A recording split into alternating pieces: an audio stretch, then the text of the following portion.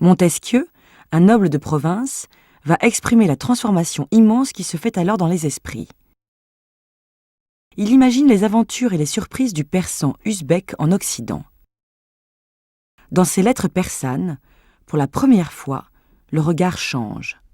L'Europe est vue de l'extérieur. On prend du recul. Ce qui était absolu devient relatif, ouvert à la discussion.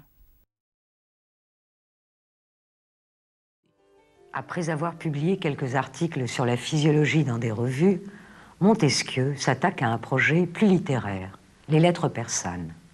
Il met en scène deux persans, malicieux et constamment étonnés, qui partent à la découverte de l'Europe. Rica et moi sommes peut-être les premiers, parmi les Persans, que l'envie de savoir ait fait sortir de leur pays et qui aient renoncé aux douceurs d'une vie tranquille pour aller chercher laborieusement la sagesse. Le livre est constitué des lettres que les deux persans envoient au pays.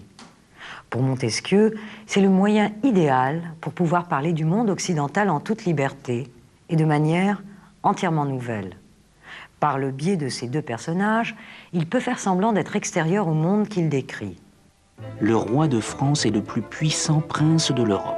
Il n'a point de mine d'or comme le roi d'Espagne, son voisin, mais il a plus de richesses que lui parce qu'il les tire de la vanité de ses sujets, plus inépuisables que les mines. D'ailleurs, ce roi est un grand magicien. Il exerce son empire sur l'esprit même de ses sujets. Il les fait penser comme il veut. Ce que je te dis de ce prince ne doit pas t'étonner. Il y a un autre magicien plus fort que lui. Ce magicien s'appelle le pape.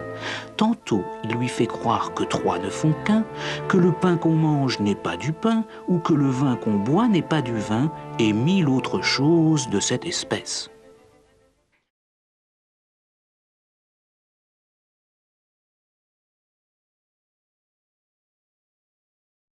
Montesquieu va bientôt aller plus loin et réfléchir sur une question centrale, le pouvoir. Dans l'esprit des lois, il explore les différents systèmes connus, la République, la monarchie, le despotisme. Pour Montesquieu, il faut surtout éviter la tyrannie. Et pour cela, il propose la séparation des pouvoirs entre ceux qui font les lois, ceux qui les mettent en œuvre et ceux qui jugent. Des idées incroyablement nouvelles à l'époque du roi absolu de droit divin.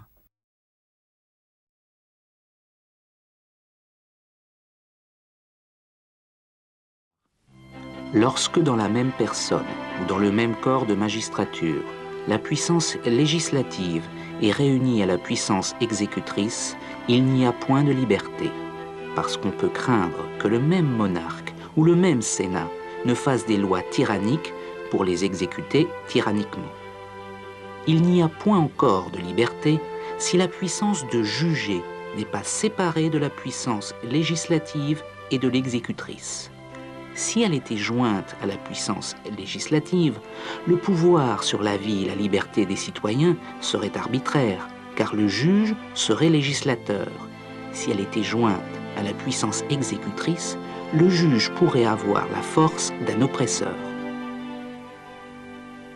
Montesquieu a 60 ans lorsqu'il achève L'Esprit des lois. Le livre est un immense succès avec ce qu'il faut de scandale.